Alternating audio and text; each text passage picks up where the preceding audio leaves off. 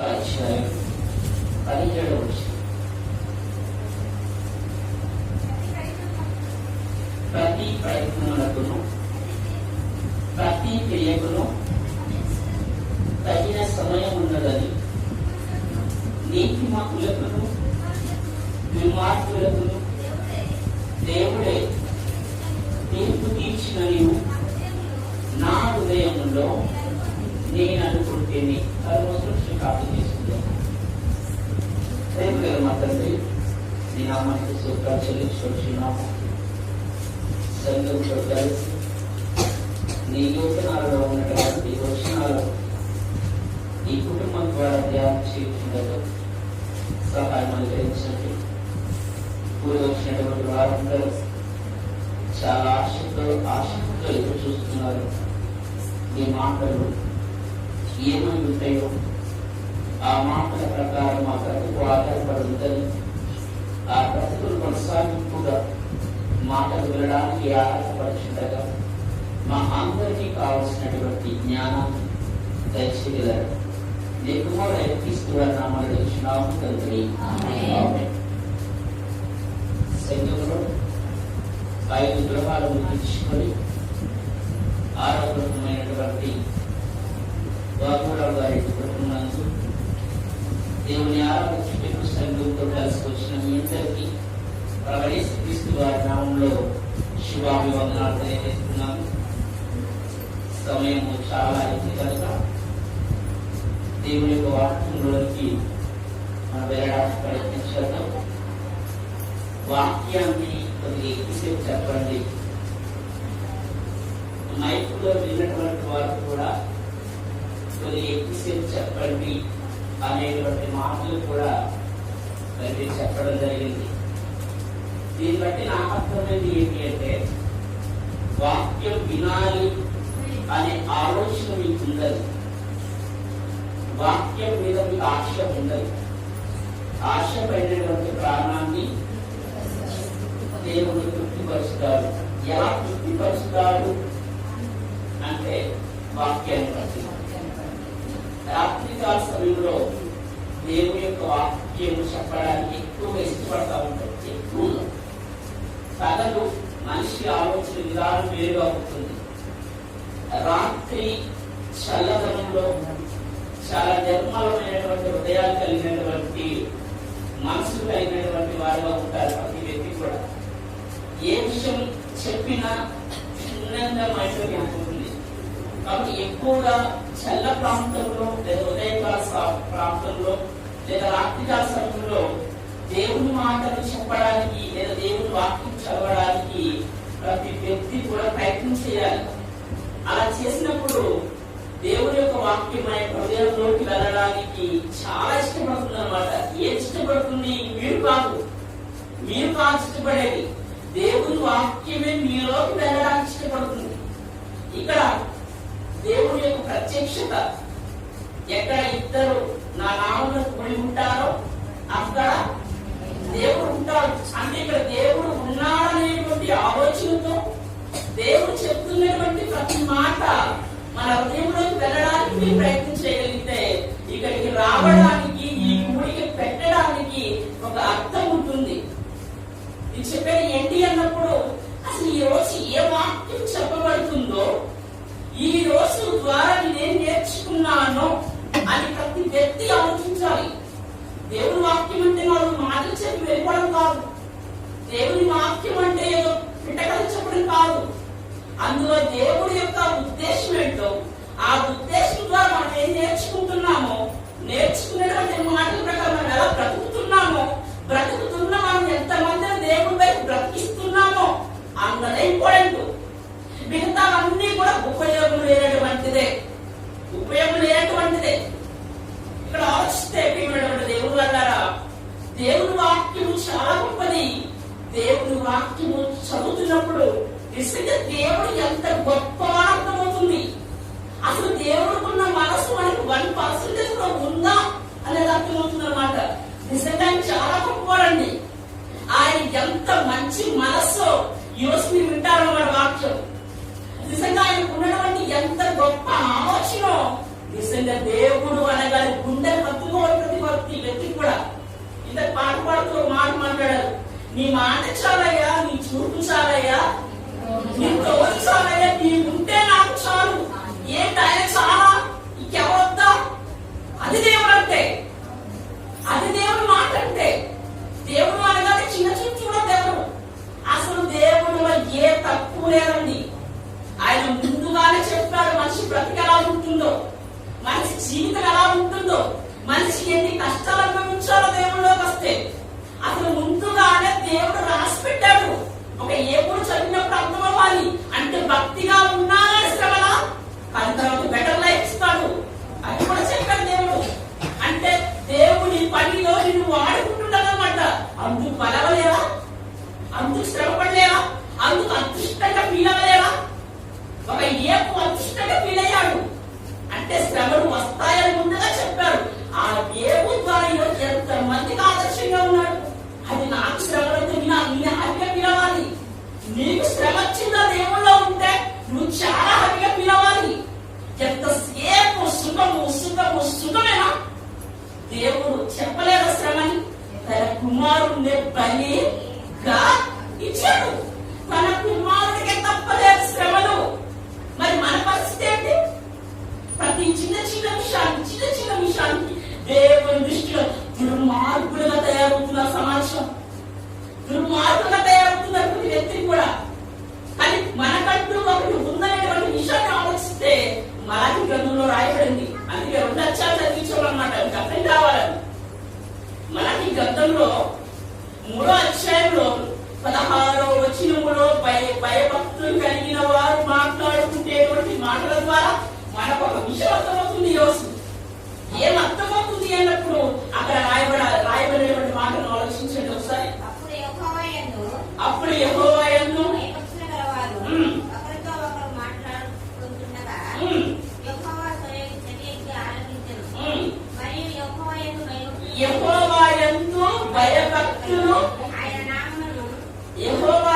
భయభక్తులు కలిగి ఆయన నామమును స్మరించు ఉండువారికి జ్ఞాపకార్థంగా. ఎవరి గురించి మాట్లాడుతున్నారు? ఎవరి గురించి మాట్లాడుతున్నారు? ఈ పదం ఎవరు మాట్లాడుతున్నారు? ఎవరి గురించి మాట్లాడుతున్నారు ఆలోచిస్తే యెహోవా యందు భయభక్తులు కలిగిన వారు మాట్లాడుకునే మాటలు. ఏమని మాట్లాడుతున్నారు? యెహోవా యందు భయభక్తులు కలిగి ఆయన నామమును స్మరించు. అంటే ఈ రోజు ఆయన నామాన్ని ఎవరైతే స్మరించుకుంటారో, ఆయన నామంలో ఎవరైతే ఉంటారో, ఆయన పని ఎవరైతే చేస్తారో, ఆయన గురించి ఎవరైతే ఆలోచిస్తారో వారి గురించి మాట్లాడుతున్నారు ఇక్కడ. అంతకు ముందు ఎవరి గురించి ఎవరు మాట్లాడారు? యెహోవా యందు భయభక్తులు కలిగిన వారు మాట్లాడుతున్న మాటలు. కానీ ఇప్పుడు ఎవరి గురించి మాట్లాడుతున్నారు అంటే ఎవరైతే దేవుని పనిలో ఉంటారో, దేవుడి యొక్క నామాన్ని స్మరించుకుంటారో, దేవుడి ఆలోచన కలిగి ఉంటారో వారి గురించి మాట్లాడుతున్నారు. ఏమని మాట్లాడుతున్నారు? చదవాలి. జ్ఞాపకముగా స్మరించు వారి వరకు జ్ఞాపకముగా ఒక గ్రంథము ఆయన సముఖమునందు రాయబడిందట. ఎవరి గురించి? ఎవరైతే దేవుడి పనిలో ఉంటారో వారి గురించి పరలోకములో ఒక గ్రంథము రాయబడుతుంది. పిల్లరా ఆలోచించాలందరూ. ఆ గ్రంథములో రాయబడినటువంటి వారి పరిస్థితి ఎంత భయంకరమో అది వర్ణనాతీతం అన్నమాట. భయంకరం. ఈ గ్రంథంలో ఏమి రాస్తున్నారని ఆలోచిస్తే చదవాలి. నేను ఒక దినం ముందు నియమింపబడేటువంటి ఒక దినము వారు నావారై.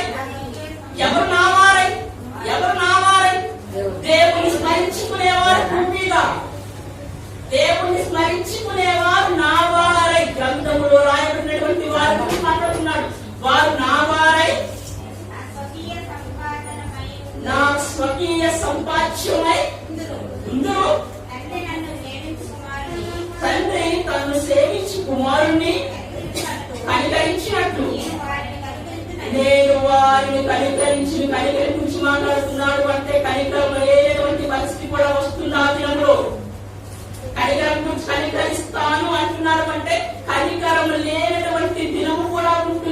ఒక మహా దినముందట.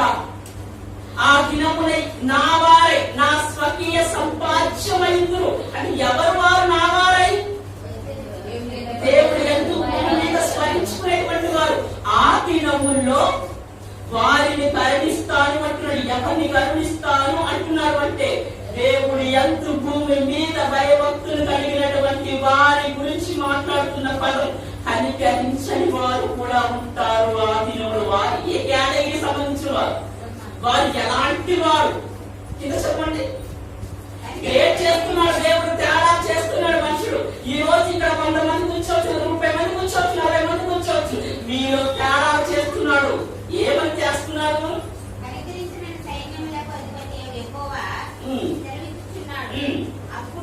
అప్పుడు నీతి గలవారెవరు? దుర్మార్గులు ఎవరు? దేవుని సేవించు వారెవరు? ఆయన సేవించు వారెవరు? ఆ దినమున మీరు కనుగొందురు. అంటే నీతిమంతులు ఎవరు, దుర్మార్గులు ఎవరు, దేవుణ్ణి సేవించేటువంటి వారెవరు మీకే తెలుస్తుంది అంటున్నాడు. 4వ వచనం 1వ వచనానికి వచ్చేసరికి ఈ దినం ఆ గ్రంథమందు రాయబడినటువంటి వారి పరిస్థితి ఎలా ఉంటుందో చెప్తున్నాడు అక్కడ. చదవాలి. మరి నియమింపబడినటువంటి దినం వచ్చినది, కొలిమి కారునట్లు.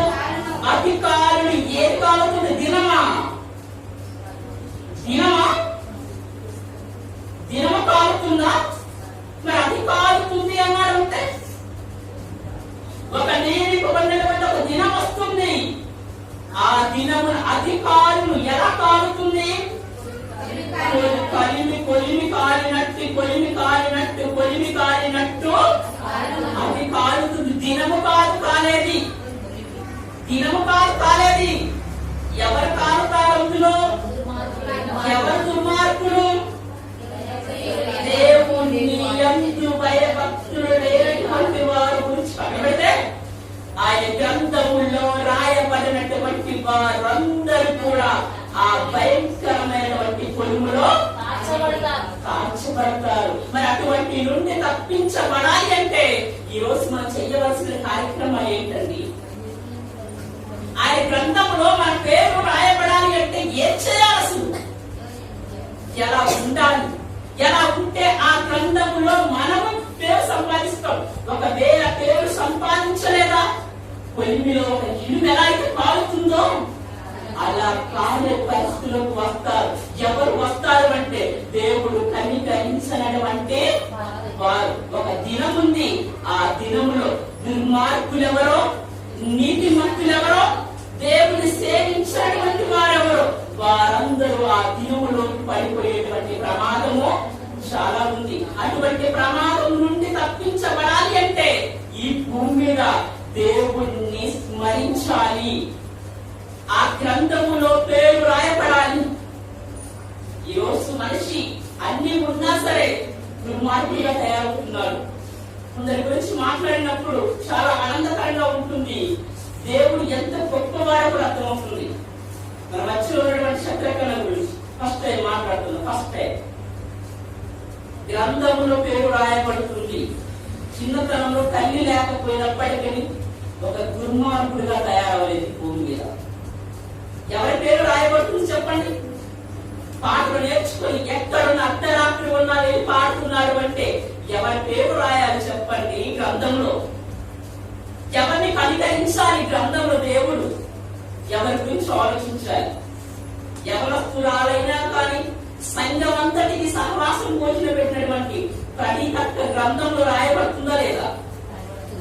అసలు ఆలోచన వచ్చి ఈ రోజు చిన్న వయసులోప్పటికీ 5 రోజుల కష్టాంశతో ఎండలో కష్టం చేసి కూడా దేవుణ్ణి స్మరించుకుంటుంది అంటే గ్రంథంలో పేరు రాయబడుతుందా లేదా?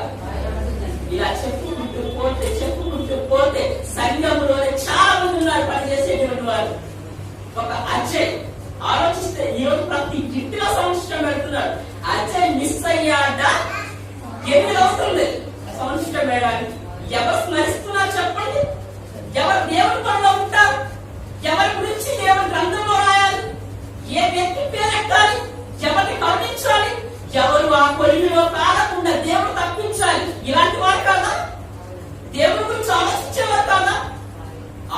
ఆలోచించేవారే కావాలి దేవునికి.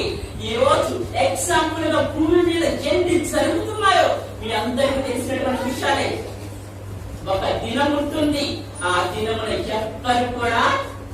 ఎవ్వరు కూడా తప్పించుకోలేనటువంటి ఒక పరిస్థితి వస్తుంది. పిల్లలు ఆలోచించాలి. దేవుడు క్రియేట్ చేస్తున్నాడు, ఎవరు ఆయన్ని స్మరిస్తున్నారు, ఎవరు ఆయనను స్మరించట్లేదు. దేవుడికి ఉండేటువంటి మనసు ఎంత గొప్పగా ఆలోచిస్తే, మనం ఆలోచిస్తున్న ప్రతిరోజు మనం స్మరించుకుంటున్నాము అంటే ఉపవాసం చేస్తున్నట్టు.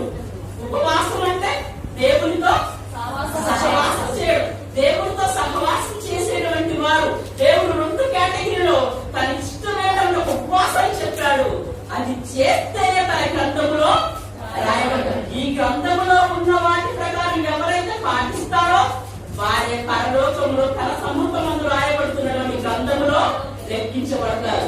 ఏం చెబుతుంది మరి ఈ లోకంలో ఉండేటువంటి గ్రంథం అంటే? తన ఇష్టమైన ఉపవాసం గురించి మాట్లాడుతుంది. అదే ఆలోచిద్దాం. యెషయా 58వ అధ్యాయము 2 కేటగిరీలు మాట్లాడుతున్నారు అక్కడ ఉపవాసం గురించి. 6వ వచనం 7వ వచనం కూడా చదవాలి. దుర్మార్గులు కట్టిన కట్టలింపుటయు కాడిమాను మేకులు తీయడయు బాధింపబడిన వారిని విడిపింపుటయు ప్రతి కాడిని విరగొట్టుటయు నేను ఏర్పాటు చేసుకున్నటువంటి ఉపవాసము 4 పాయింట్లు చెప్పాడు. అది దేవుడికి ఇష్టమైన ఉపవాసం అన్నాడు. ఇది చేస్తున్నారా లేదు మీరు ఆలోచించండి. ఇది చేస్తున్నారా లేదు ఆలోచించండి. అది చెయ్యలేదా దేవుడి సముఖమందు మీరు రాయబడరు. అది చెయ్యలేరా దేవుడు కనికరింపడు. అది చెయ్యలేదా ఆ కొలిమిలో నుండి మీరు తప్పించబడలేరు. అంటే ఇప్పుడు దేవుడు తన గ్రంథమంతా మన పేరు రాయాలి అంటే ఇది తనకిష్టమైనటువంటి స్మరించుకునేటువంటి వారి గురించి మాట్లాడుతున్నాడు. స్మరించుకోవడం అంటే అతనితో సహవాసం చేయడం. ఇప్పుడు సహవాసం అంటే ఉపవాసం అన్నట్టే. ఇప్పుడు ఉపవాసం అంటే ఏంటి? దేవుడికి ఇష్టమైన ఉపవాసము. దుర్మార్గులు కట్టిన కట్లు ఇప్పారా ఎవరైనా? ఇది ఉపవాసం అని మనకి ఇంతకు ముందామని తెలుసా? దీని గురించి ఒక ఆలోచించామా? 2 కాడిమాని మేకులు తీయడం, బాధింపబడిన వారిని విడిపింపడం, ప్రతి కాడిని విరగొట్టుడు. ఇది దేవుడు కోరుకునేటువంటి ఉపవాసం మన నుండి. సెకండ్, ఆహారము ఆకలి కొనిన వారికి పెట్టుటయు నీ రకసమని ముఖం తిప్పుమంటుడు తిప్పుమాని పేదలను వస్త్రహీనుడు కనబడినప్పుడు వస్త్రం ఇచ్చినయు. ఇది ఏ కదా నేను ఏర్పాటు చేసుకునేటువంటి ఉపవాసం. మరి ఇదన్నా చేస్తున్నామా? దేవుడికి ఇష్టమైన ఉపవాసం అని చాలా గ్రంథంలో రాసి పెట్టారు ముందే. కానీ ఇది చేయట్లేదండి. మనం ఇది చేయట్లా. లెంట్ డేస్ లో నీసు తినకూడదు. ఇది చేస్తాం. ఇది ఉందా బైబుల్లో?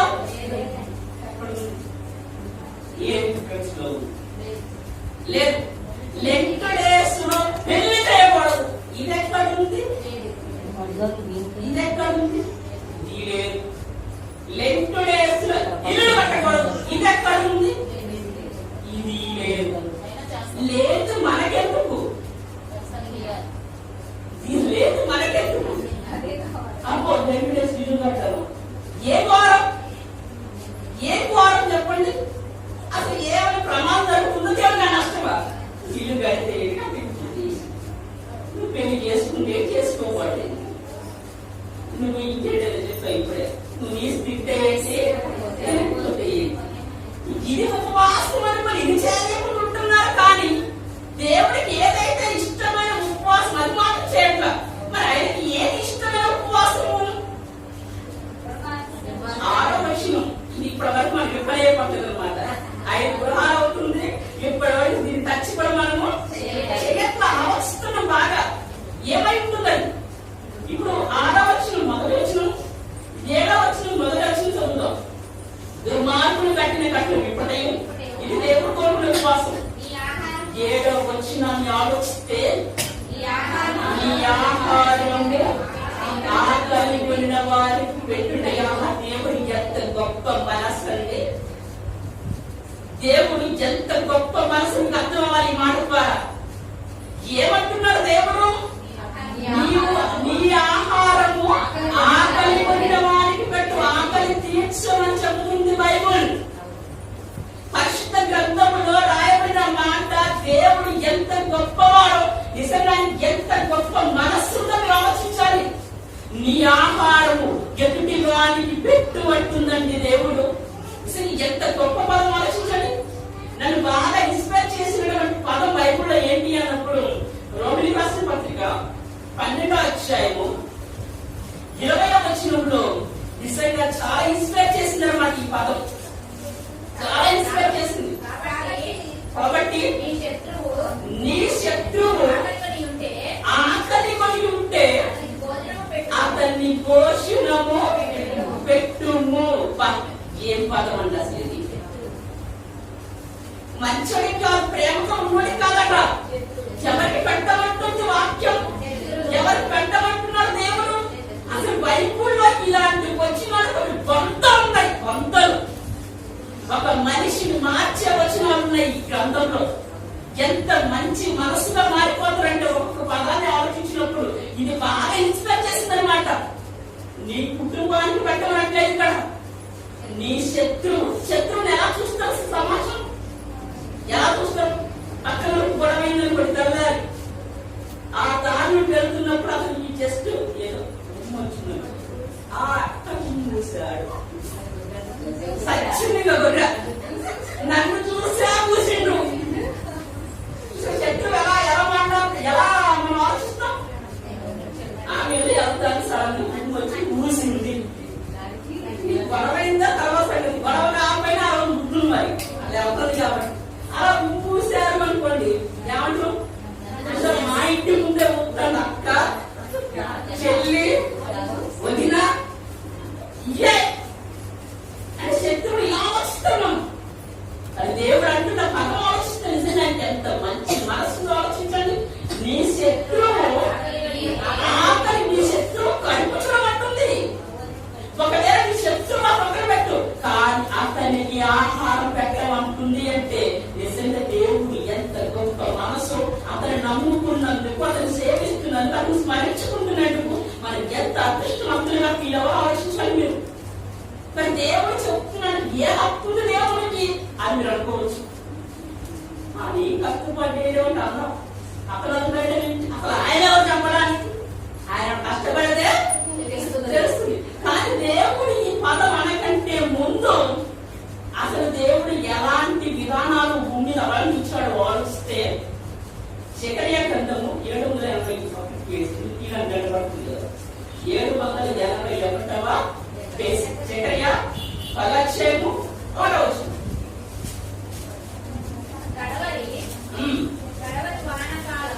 కడవరి వానాకాలమున వర్షము దయచేయమని వేడుకొనుడి. ప్రతి వాని చేనులోని పైరు మొలిచినట్లు యెహోవా మెరుపును పుట్టించును. ఆయన వానలు మెండుగా కురిపించును. దేనికి కురిపిస్తున్నాడు వానలు? దేనికి కురిపిస్తున్నాడు వానలు? ఏ టైమింగ్ అండి ఆయన అసలు ఆయన టైమింగ్ ఏంటి ఆలోచించండి. వర్షాకాలంలో వర్షాలు పడకపోతే వస్తుంది, జనవరి కోతలు, ఫిబ్రవరి కూడా వస్తుంది కోతలు. అంటే ఆయన ఏం చేస్తున్నాడు? ప్రతి కాలంలో ఏది కావాలో అది కూడా దేవుడు కలగ చేస్తున్నాడు పైరుల విషయంలో. మరొక పదాన్ని ఆలోచన యెషయా గ్రంథము 30:23 వచ్చింది. యెషయా గ్రంథం 30:23 వచ్చింది. యెషయా గ్రంథము నీవు నీ భూమిలో విత్తుటకు నీంచలకు నువ్వు ఏదైతే దున్నేసి విత్తనాలుగా విత్తావా గింజలకు కావలసినటువంటి వాన ఆయన కురిపించును. ఎవరు కురిపిస్తారట? దేవుడు కురిపిస్తున్నాడు వర్షాన్ని. నెక్స్ట్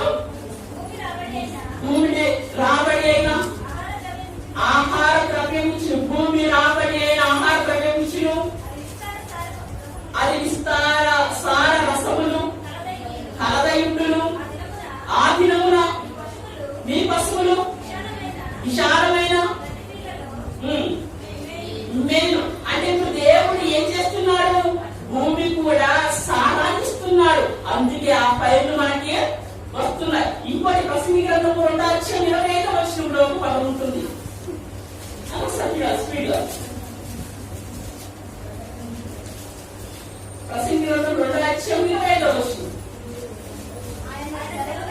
ఆయన సెలవు లేక భోజనము చేసి సంతోషించుట ఎవరికి సాక్ష్యము కాదు. 3:13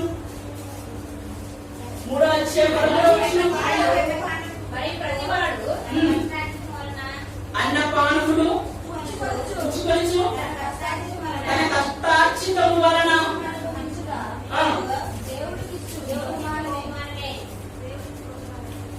చదవాలి. ప్రతివాడు అన్నపానములు పుచ్చుకొనుచు తన కష్టార్జితము వలన అనుభవించుట దేవుడు ఇస్తున్నటువంటి ఒక బహుమానమే. అది మీరు తెలుసుకోవాలి. ఎందుకు దేవుడు ఆహారాన్ని పెట్టమన్నాడు? ఎందుకు పెట్టమన్నాడు? ఆయన ఇచ్చి పెట్టమంటున్నటువంటి పదం అన్నాడు. ఊరికినే పెట్టలేదు, ఊరికినే మీరు పెట్టండి అనట్లేదు ఆయన. అసలు ఆయన ఇస్తున్నటువంటి పదాలు ఆలోచిస్తే చాలా ఉన్నతంగా ఉంటాయి అన్నమాట. ఈ 104వ కీర్తన 14-15 వచ్చినారు. 104వ కీర్తన 14-15 వచ్చినారు. పశువులకు గట్టిని నరులకు ఉపయోగకరమైనటువంటి కూర మొక్కలను ఆయన మొలిపిస్తున్నారు. దేవుడు మొలిపిస్తున్నారు నరులకు ఉపయోగకరమైనటువంటి కూరగాయలను. నెక్స్ట్ భూమిలో నుండి ఆహారం ఏమొస్తున్నారండి? భూమిలో నుండి ఆహారమును నరుల హృదయమును సంతోషపెట్టు ద్రాక్షరసమును వెలుపునిచ్చు తైలమును నరుల హృదయమును బలపరచు ఆహారమును ఆయన పుట్టించు. అంటే ఇవన్నీ కూడా ఎందుకు ఎవరు పుట్టించారని ఆలోచిస్తే దేవుడే పని చేశాడనమాట. తగిన కాలంలో పంట బయలుకు వచ్చేటప్పుడు వర్షం పడితే పంట ఉంటుందా అంటే వర్షాన్ని ఆపింది ఆయన. ఏ కాలంలో అయితే దేవుడు ఆ యొక్క నాటేసేటువంటి సమయంలో నీరు కావాలి, అప్పుడు ఆ వర్షం వస్తుంది. అంటే వర్షం రావాల్సిన సమయంలో వర్షం రావాలి, వర్షం రాని సమయంలో అది రాకుండా ఉండాలి. రివర్స్ అయిందా మన కడుపు ఖాళీ అన్నమాట. అంటే ఇప్పుడు ఈ పదము నీ ఆహారపు ఆకలి ఉన్న వారికి పెట్టుము అనేటువంటి పదము దేవుడు ఎందుకు ఉపయోగించవలసి వచ్చింది అంటే దేవుడు నీకు పంటని సమకూరుస్తున్నాడు. నువ్వు కష్టపడితే రావట్లేదు, భూమికి ఆజ్ఞాపిస్తున్నాడు. భూమి ఫలవంతమైనటువంటి ఫలించేటువంటి విధానాన్ని దేవుడు కలిగి ఉన్నాడనమాట. ఒకసారి ఆలోచిస్తే దినదినము ఆలోచిస్తే వారం రోజులు వారానికి ఆదివారం పూట చికెన్ తినాలి అని మనం సీతారాపురంలో అందరూ అనుకుంటే చికెన్ ఎన్ని కోళ్ళు కావాలి? కొన్ని కోళ్ళు కావాలి. మరలా చికెన్ ఆదివారం పూట వెళ్ళగానే ఏలాకునే ఉంటుంది. ఎవరిచ్చారు? ఎలా తీసిండేవారు? ఇప్పుడు ఎలా లేదు, పరిస్థితి బాగాలేదు కదా. ఇప్పుడు ఎలా లేదు, మొత్తం అయిపోతున్నాడు. ఎవరు మొత్తం అయిపోతుంది. వారం చికెన్ తినాలని మనం అనుకుంటే అసలు ఎన్ని కోళ్ళు కావాలి? తెల్లారితే మరలా కోడి ఎలాడుతుంది, తెల్లారితే కోడి ఎలాడుతుంది. ఎన్ని మేకలు ఉంటాయి తెల్లారితే ఎలాడు తీసి ఈ మటన్ తినాలనుకుంటే, చేపలు తినాలనుకుంటే ఈ రోజు చేపలు, మళ్ళీ రేపు కూడా అదే చేపలు. ఎన్ని ఉత్పత్తి అవుతున్నాయి రోజుకి ఎన్ని ఉత్పత్తి అవుతున్నాయి. దేని పట్ల అనుకుంటున్నారు? దేని పట్ల? దేవుడు కలగ చేస్తున్నాడు మనందరము తినడానికి. అంటే దేవుడే ఆహారాన్ని సమకూరుస్తున్నాడు. సమకూర్చేటువంటి వ్యక్తి మాట్లాడుతున్నటువంటి పదాలు ఆలోచిస్తే నీ ఆహారము ఆకలి ఉన్నవానికి పెట్టుకుంటాయి. ఇది ఒక పదాన్ని మనం ఆలోచిస్తే దేవుడు ఎంత మనస్సు కలిగినటువంటి వాడు, తనను స్మరించేటువంటి వాడు కూడా ఇటువంటి మనస్సు కలిగి ఉండాలని దేవుడు ఇది ఒక భాగము. ఎవరైతే ఒకవేళ ఈ పదాన్ని మిస్ అవుతారా నీ పేరు సముఖమందు గ్రంథములో రాయబడదన్నమాట. మనం ఏమవుతాము? దుర్మార్గులమవుతాము. దేవుని మాటను ధిక్కరించేటువంటి ప్రతి వ్యక్తి కూడా దుర్మార్గుడు అన్నమాట. ప్రతి వ్యక్తికి కూడా ఒక దినం ఏర్పడుతుంది. ఆ దినమున కొలిమేటువంటి ఆ కొలిమిలో కాల్చబడేటువంటి పరిస్థితి వస్తుంది. అందులో నుండి తప్పింపబడాలి అంటే ఇదో దేవుడు చెప్పినటువంటి ప్రతి మాట ప్రకారం మనము జీవించాలన్నమాట. మరొకసారి ఆలోచిద్దాం. మలాకి గ్రంథం 3వ అధ్యాయము 16వ వచనం. మలాకి గ్రంథము 3వ అధ్యాయము 16వ వచనం. అప్పుడు యెహోవా యందు భయభక్తులు గలవారు మాట్లాడుకొనుచుండగా యెహోవా చెవియొగ్గి ఆలకించెను. మరియు యెహోవా యందు భయభక్తులు కలిగి ఆయన నామమును స్మరించుచు ఉండువారు జ్ఞాపకార్థముగా గ్రంథము ఆయన రాయబడెను. నేను నియమింపబోవు దినమున వారు నా వారై నా స్వకీయ సంపాద్యమై ఇందురు. తండ్రి తన్ను సేవించి కుమారునికి కనికరించినట్లు నేను వారిని కనికరించునని సైన్యములకు అధిపతి యెహోవా సెలవిస్తున్నాడు. అప్పుడు నీతి గల వారెవరో దుర్మార్గులెవరో దేవుని సేవించు వారెవరో మీరు చూచుతూ దేవుడు గ్రేట్ చేస్తున్నాడు. ఎవరు స్మరించేటువంటి వారు, ఎవరు సేవించేటువంటి వారు, ఎవరు దుర్మార్గులు. దుర్మార్గులు అంటే ఎవరండి? అసలు దుర్మార్గులు అంటే ఎవరు చెప్పండి? ఒక భార్య అంటుంది, నా భర్త దుర్మార్గుడు. ఎందుకు? ఏం చేశాడు? ఎలాంటి వారు దుర్మార్గుడు అంటున్నారు? ఈ పదాన్ని ఎందుకు ఉపయోగిస్తున్నారు? దేవుడు కూడా అంటున్నాడు, నీతిమంతులెవరో దుర్మార్గులెవరో దేవుడు సేవించేటువంటి వారు ఎవరో కనుగొంటారు. అటువంటి వారి పరిస్థితి ఎలా ఉందో ఆ యొక్క భయంకరమైన నరకం అనేటువంటి విధానాన్ని కనికరించబోనేటువంటి విధానం దేవుడు సెలవిస్తున్నాడు. దుర్మార్గుడు అంటే అవసరం ఈ లోకంలో వస్తే అంత పెళ్లి చేసి అని ప్రమాణం చేసి అంతమందిని తీసి కొన్ని రోజుల తర్వాత ఆ భర్త చేసింది, ఇందుగా కాళ్ళు కలిసింది, ఇందుగా ప్రమాణాలు చేసింది, ఇందుగా ఇంత ఖర్చు పెట్టింది. దుర్మార్గుడు అనే పదం రావడానికి నీ నోటి నుండి ఏమైతాడు? ఇతను ఏం చేస్తున్నారు? దుర్మార్గుడు అనే పదాన్ని ఉపయోగిస్తున్నారు. ఏం చేస్తున్నారు? బాధ పెడుతున్నాడు అన్నమాట. అంటే బాధ పెట్టే ప్రతి వారు కూడా దుర్మార్గులే. దుర్మార్గులు అంటే ఎవరు? బాధ పెట్టేవారు. ఎలా బాధపడుతున్నాడు? అసలు నా మాట వినడండి. నా మాట అసలే వినడు. దుర్మార్గుడండి. మాట వినకపోతే దుర్మార్గుడా? బాధ పెడితే దుర్మార్గుడా? అవునా? బాధ పెడితే దుర్మార్గుడా? మాట వినకపోతే దుర్మార్గుడా?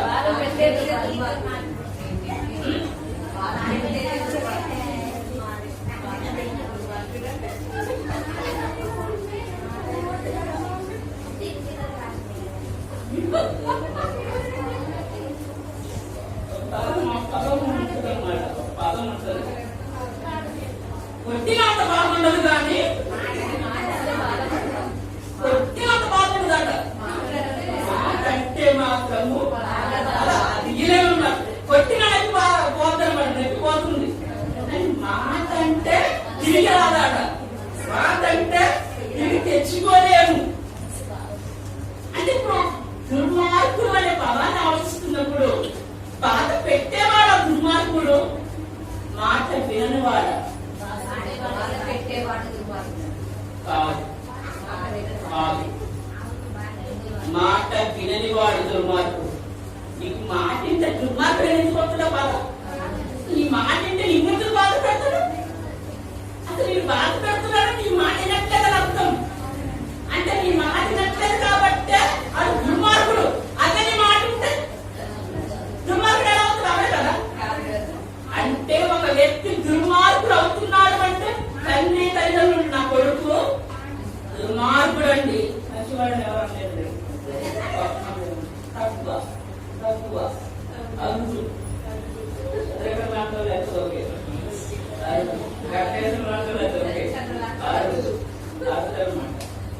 సరే, బాధ పెట్టేవాడు దుర్మార్గుడు కాదు, అది సెకండ్ వస్తుంది. ఫస్ట్ మాట వినని వాడు దుర్మార్గుడు. ఇప్పుడు దేవుడు కూడా ఇప్పుడు ఏమని సెలవిస్తున్నాడు అక్కడ? దుర్మార్గులెవరో దేవుడు శిక్షించేవారెవరు అంటే ఇప్పుడు దేవుడు కూడా దుర్మార్గుడు ఎవరు అంటే ఆయన మాట వినని వారు. నీ ఆహారము ఆటని కొనిన వానికి పెట్టుటయు, ఒకవేళ పెట్టలేదా నీ శత్రువు ఆకలి కొని ఉంటే అతనికి ఆహారము పెట్టాలి. నీ శత్రువు ఆకలి కొంటే నువ్వు ఆహారము పెట్టుము, ఆహారము పెట్టుము. ఈ పదాన్ని ఎవరైతే మాట వినకుండా ఉంటారో వారెవరు చెప్పండి? వారెవరు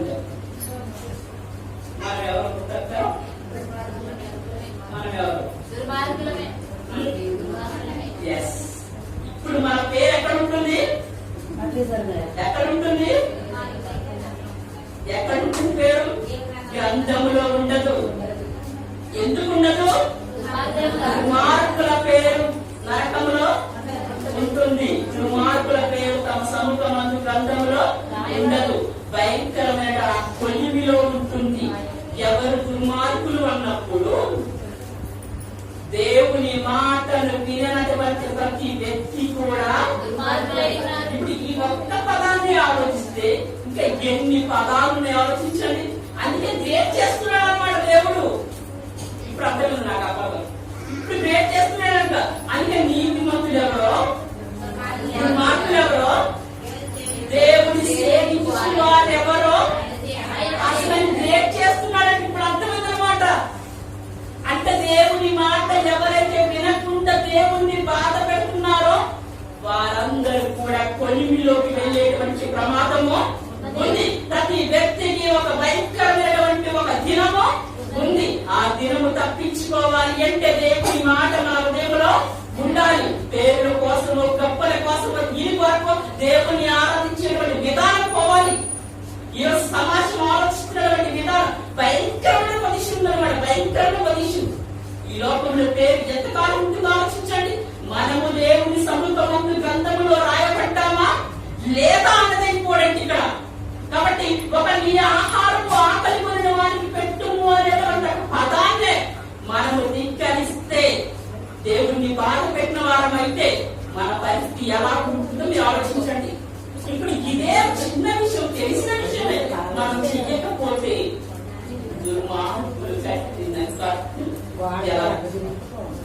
అది చెయ్యలేదా? తెలుసుకోకుండా అది చెయ్యలేదా? మనం ఇంకా మాట తప్పిన వారం అవుతాం, ఇంకా దేవుణ్ణి బాధ పెట్టిన వారం అవుతాం. కానీ మాని వేపులు తీయటి అది ఇంకెప్పుడు వస్తుంది? బాధింపబడి వారిని విడిపించడం అది ఇంకెప్పుడు వస్తుంది? ఇంకా చెప్పుకుంటూ పోతే ఆ 6వ అధ్యాయం 6వ వచనం 7వ వచనంలో దేవుడు కోరుకునేటువంటి ఉపవాసం ఉంది. అది చెయ్యడానికి ఎంతమంది అయితే సిద్ధపడతారో వారి పేరులు ఎక్కడుంటాయి? జీవ గ్రంథంలో ఉంటాయి. అటువంటి జీవ గ్రంథంలో పేరు ఉండే ప్రయత్నము మీరందరూ చెయ్యాలి. అలా చేస్తారని నేను ఆశపడుతున్నాను, అలా చేస్తారని నేను కోరుకుంటున్నాను. అలా చెయ్యాలి అని దేవుడు కూడా కోరుకుంటున్నాడు. ఆహారం పెట్టమన్నాడు అంటే దేవుడు ఇస్తున్నాడు కాబట్టి పెట్టమంటున్నాడు. దేవుడికి ఇచ్చేటువంటి ప్రతిఫలం ఒకవేళ మనం ఆలోచిస్తే ఇదిగో నీ శక్తి అది దేవుడు కోరుకునే ఉపవాసముల నుండి మనం దేవుడు స్మరించుకోవాలి అనుకుంటున్నామా? అదిగో నీ యొక్క ఆహారం ఆకలి పడిన వానికి పెట్టు. ఇంకా చాలా ఉన్నాయి అక్కడ. నీ రక్త సంబంధి వస్త్రాలు ఇచ్చేయు, దిక్కులు మారిన బీదలను కనికరించు. అసలు ఏం పదాలండి ఇవన్నీ? ఇవన్నీ క్రీస్తు రాకంటే ముందే యెషయా గ్రంథం ద్వారా దేవుడు రాసి పెట్టాడు. అంటే అటువంటి భయంకరమైనటువంటి దుర్మార్గులైనటువంటి వారికి అటువంటి పదాలు ఉన్నప్పుడు కూడా వారు స్వీకరించలేనటువంటి విధానాన్ని కొనసాగించారు. ఈ రోజు మన స్వేచ్ఛగా దేవుడిని స్మరించుకుంటున్నప్పుడు మనకి కలిగినటువంటి వాటిలోనే దేవుడు కోరుకుంటున్నాడు ఇచ్చే మనసును మనము కలిగి ఉండాలని. మరి సముద్రంలో మీ పేరు ఉండాలనుకుంటున్నారా? ఉండాలనుకుంటున్నారా? పాటించని చెప్పింది. ఇంకా అవలేవు దుర్మార్గులు ఎవరో రేపు ఆలోచిద్దాం. ఇంకా దుర్మార్గులు ఎవరో రేపు ఆలోచిద్దాం. 3:17 ప్రసంగి గ్రంథం 3:17 ప్రసంగి గ్రంథం 3:17 ప్రసంగి గ్రంథం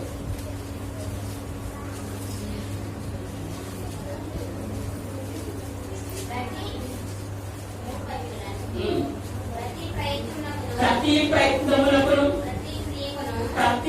ప్రతి పనికిని తగిన సమయం ఉన్నదని, తగిన సమయం ఉన్నది. ప్రతి దానికి మనం చేసేటువంటి ప్రతి ప్రయత్నానికి ప్రతి పనికి ఒక సమయం ఉన్నదని నీతిమంతులకును దుర్మార్గులకును దేవుడే తీర్పు తీర్చునని నా హృదయములో నేను అనుకుంటుంది. సులభంగా గారు మాట్లాడుతున్నటువంటి పదం అన్నమాట. నీతిమంతులకును దుర్మార్గులకు ఒక దినం ఉంది. మనం చేసేటువంటి ప్రతి ప్రయత్నములకు ప్రతి క్రియకును ఒక మహా తీర్పు దినము, ఒక దినము, ఒక సమయము ఉంది. అందుకే చాలా మంది తప్పు చేసినప్పుడు దేవుడే చూసుకుంటాను అంటారు. దేవుడే తీర్పు తీస్తారు. దేవుడు ఉన్నాడు కదా, ఆయన చూసుకుంటారులే అనే పదం వస్తుంది. అంటే నీకు కూడా తెలిసిందన్నమాట. నీకు తెలియకుండా ఒక విషయం తెలిసింది. ఒక తీర్పు దినం అనేది ఒకటి ఉంది అని. అది దుర్మార్గులకును నీతిమంతులకును దేవుడు తీర్పు తీరుస్తాడు. దుర్మార్గుల లిస్టులో ఉన్నారా? దుర్మార్గుల లిస్టులో ఉన్నారా? కొలిమిలో కాలినట్టు కాలుతారు. నీతిమంతుల లిస్టులో ఉన్నారా?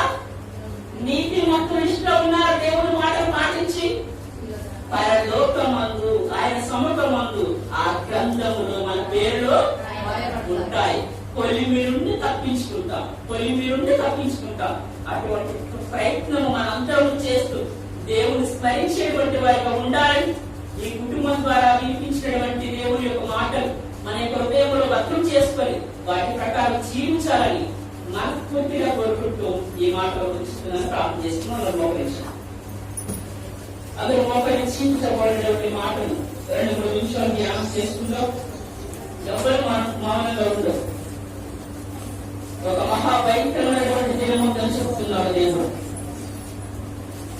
ఆ భయంకరమైనటువంటి దినం నుండి మనందరము తప్పించుకోవాలి. అంటే భయంకరమైనటువంటి దినం నుండి మనందరము విడిపించబడాలి అంటే ఇదిగో నీ ఆహారము ఆకలి కొనడానికి పెట్టు. ఇదే నేను కోరుకుంటున్నటువంటి ఉపవాసం అన్నాడు. అంటే ఆహా, దేవుడు ఎంత మనసు కలిగిన వాడు, ఎంత ఉన్నతమైనటువంటి మనసు కలిగిన వాడు. దేవుడు ఎలాంటి హృదయాన్ని కలిగిన వాడు.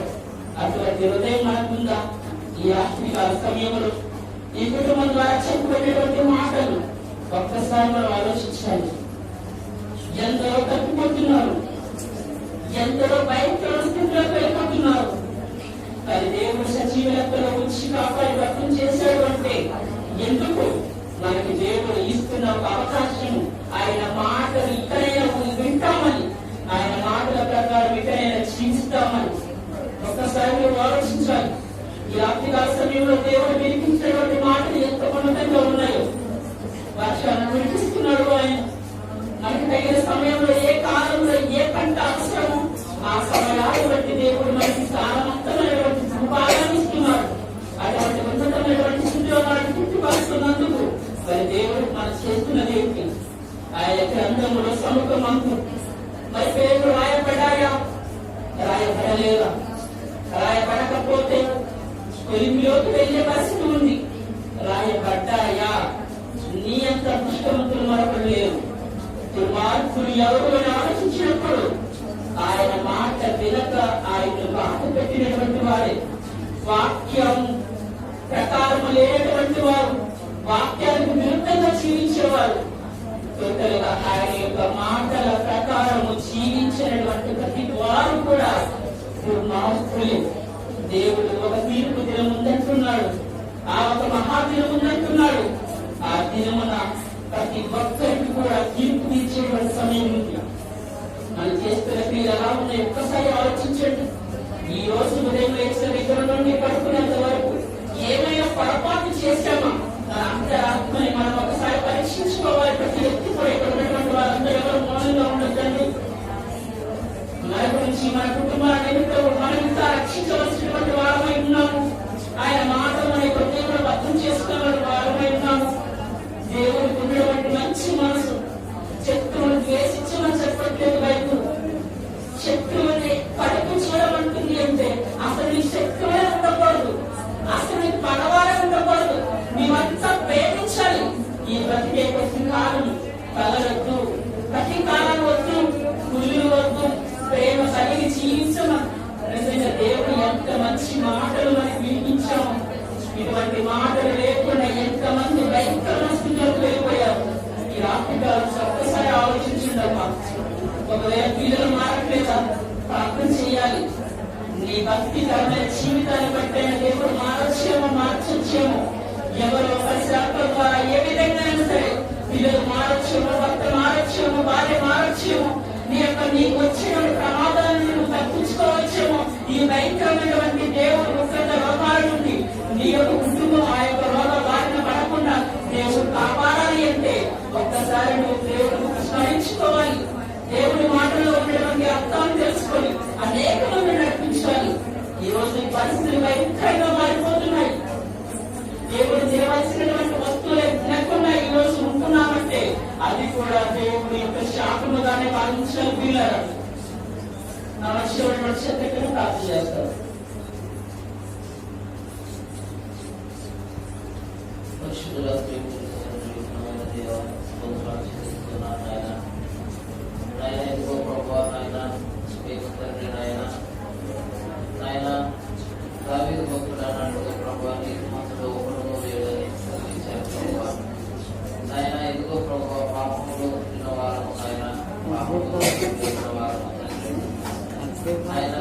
మాలో ఆయన కూడా ఆయనను మమ్మల్ని ప్రేమించారు, దీవించారు. మీ కృపతో ఆయన మమ్మల్ని తండ్రి వేరుతో నింపారు. మీకు వందనాలు చెల్లిస్తున్నాను ప్రభు. మా ఈ కొద్దిపాటి ఆయుష్ కాలంలో ప్రభు మిమ్మల్ని తండ్రి ఘనంగా ఆయన మేము ఎరిగి ప్రభు మీ వాక్యానుసారమైనటువంటి జీవితాన్ని ఆయన మేము కొనసాగించడానికి మా యొక్క హృదయాలను, మా యొక్క జీవితాలను, మా యొక్క కుటుంబాలను ఆయన మీ వైపు తిప్పుకొని ఆయన మిమ్మల్ని చూస్తూ మేము కొనసాగింపు వాక్యాన్ని దయచేయండి.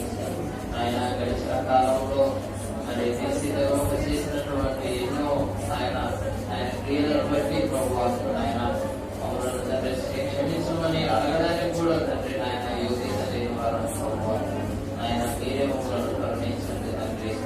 ఆయన ఇదిగో ప్రభు మీరు కృప చూపే దేవుడై ఉన్నారు తండ్రి. ఆయన మీరెంతో జాలి కలిగినటువంటి దేవుడు ప్రభు. ఆయన మీరెంతగానో ప్రేమించేటటువంటి దేవుడు తండ్రి. ఆయన ఇదిగో ప్రభు ఆయన కీడు చేయవారికి ఆయన మేలు చేసేటువంటి దేవుడు తండ్రి. ఆయన ఇదిగో ప్రభు మీ యొక్క గొప్ప మనసు తండ్రి ఆయన ప్రతి మనిషికి ఆయన దయచేసి పెట్టుకుంటున్నాను.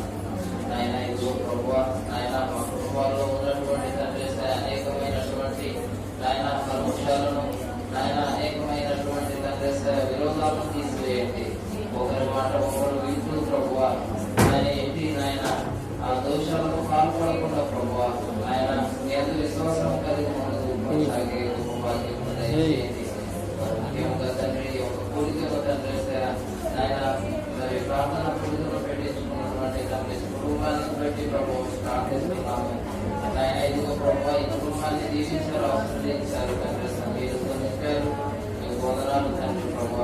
ప్రతి ఒక్క బిడ్డ తండ్రి తన మనసులో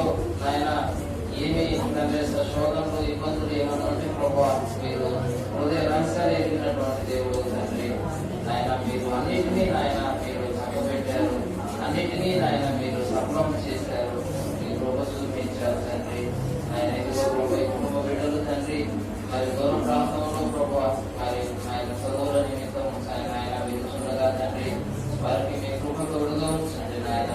చేస్తున్నటువంటి ఆ యొక్క చదువులో తండ్రి, చదువుతున్నటువంటి చదువులు ప్రభు మంచి సమయోచిత జ్ఞానమును దయచేసి నాయన, ఈ యొక్క తండ్రి పాపపు లోకంలో ప్రభు నాయన వారు పదకొండుగా తండ్రి మీ యొక్క కృప నాయన, మీ యొక్క మాటలు వాళ్ళు నాయన హృదయంలో ఉంచుకొని నాయన అటు మాటలను నెమరు వేసుకుంటూ ప్రభు ఎవరును నాయన వారు నాయన నిత్యం స్మరించుకుంటూ నాయన ఎదిగే బిడ్డలుగా ఉండడానికి సహాయం అనుగ్రహించాలి తండ్రి.